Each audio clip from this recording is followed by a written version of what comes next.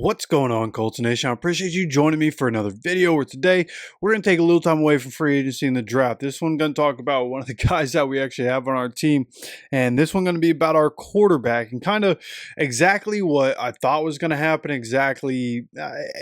Everything fell into place. Everything sounded like it was going to fall right into place into what's happening right now. So what we're talking about here is the fact that Anthony Richardson this offseason will be training with Josh Allen. Okay, we already knew that the same people that helped Josh Allen map out his mechanics and figure out, where he needs to tighten up, the things he needs to do to work on being a better quarterback. Those same people are who Anthony Richardson is working with in Jacksonville, Florida. So now this offseason, Josh Allen is going to go and he's going to go down there, hang out with Anthony Richardson. They're going to work together with their trainers, and hopefully, right, we get that elevation. Right, you have a young quarterback, so much promise, working with who's now the NFL MVP. Some people don't agree with that. Whatever your opinion is, don't really care. The choices were nobody on the Colts, so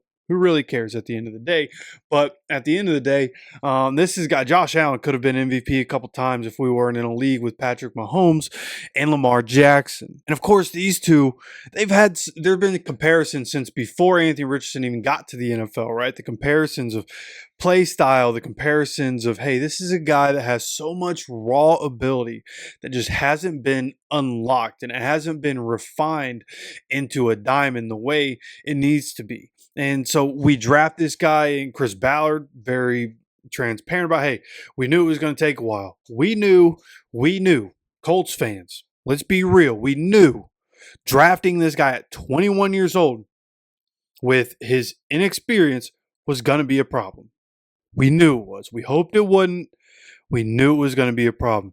The great thing is that Anthony maintains that he's willing to learn, he's willing to be coached, he's willing to do the work to be great, and the value of that mentality can't be understated. Now he's going to have a chance again. He's going to be around Josh Allen for an extended period of time, right? So being able to be around not only a better quarterback and a guy that has been in your shoes, which I think is massive, right? Anthony being around somebody who's been in his spot before and needing to get better, needing to put in the work to develop, but also somebody who's had massive success in their career, both at Wyoming in college and with the Bills, right? Coming into the league, and it wasn't perfect those first few years, but he worked through it and he worked to figure it out, and to be able to be a better quarterback, and he came out of it and has turned into one of the best quarterbacks in the NFL. Obviously, this past season, NFL MVP. This is a guy who's going to the playoffs every year. I mean, without question, going to the playoffs every year, which used to be the world we live in. And that's the world I want to get back to. They had the Night of Champions recently there in Indianapolis with a lot of the guys from that Super Bowl run. Tony Dungy, Peyton Manning, Jeff Saturday, Gary Brackett, Robert Mathis, Dwight Freeney, like a lot of the guys, Dallas Clark, so many of those, the key pieces to those really good Colts teams. And I mean, the winningest decade in NFL history. This is where I grew up in. The winningest decade in NFL history. An underperforming team. When you think about it, we went to all those, the playoffs every year, AFC championship games, 2 Super Bowls. We won one, underperformed. That's what I grew up in. So I understand my thoughts on how the process goes in an NFL team, not realistic. Right? Just like Boston Connor on Pat McAfee's show, his expectations, not realistic. Right? But then you look at, obviously, the Packers sustain success because, they draft quarterbacks when people say they shouldn't, right? And every situation is going to be different. Situations are situational. But at the end of the day, when you look at this situation, you look at where Anthony is, and I started looking at the stats. First of all, for Josh Allen, I've been sitting here saying it was that second year he took a step up, like just visibly watching him. He took a step up from year 1 to year 2, but still was at 52.8% to 58.8% from year 1 to 2. 3,074 yards, 2,074 yards to 3,089 yards, and then from 10 touchdowns, 12 interceptions to 20 touchdowns, 9 interceptions. Like, I mean, just such a massive difference from year one to year two. And of course, at this point, Josh Allen was healthy in the offseason. He was able to work with these trainers in the offseason, and we saw in completion percentage is such a wonky stat. That goes up just a little bit. Everything else, I mean, massive improvements from Josh Allen from year one to year two. And then from year two to year three is where the massive jump. That's where Josh Allen becomes Josh Allen, where he goes in 2020, 69.2%, 4,544 yards, 37 touchdowns, throwing the ball, 10 interceptions. And that's still from a throwing the ball standpoint, that's his best season was 2020. He obviously really good seasons throughout this past season, actually only 3,700, I say only, compared to what he's been doing, only 3,700 yards, 63.6%. I mean, incredibly consistent these last couple of years, actually, when you look at it.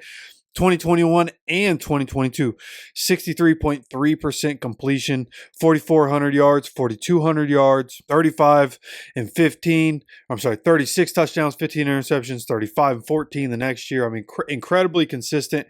And actually, this past year, his numbers for turnovers went down, which was a big reason he ends up winning the Super Bowl, winning the MVP, but goes 63.6% in 2024, 3,731 yards, 28 touchdowns, 6 interceptions. He stopped turning the ball over. That was the biggest criticism. Like, hey, Josh, never going to be able to win because he can't stop turning the ball over. And now he's at a point where he's not turning the ball over, and he won MVP, had the best year of his career, arguably. Obviously, 2020 is up there as well. But again, Patrick Mahomes is involved in that equation. So, when you really step back and look at it, his improvements, like, I don't want to go overboard on expectations this year.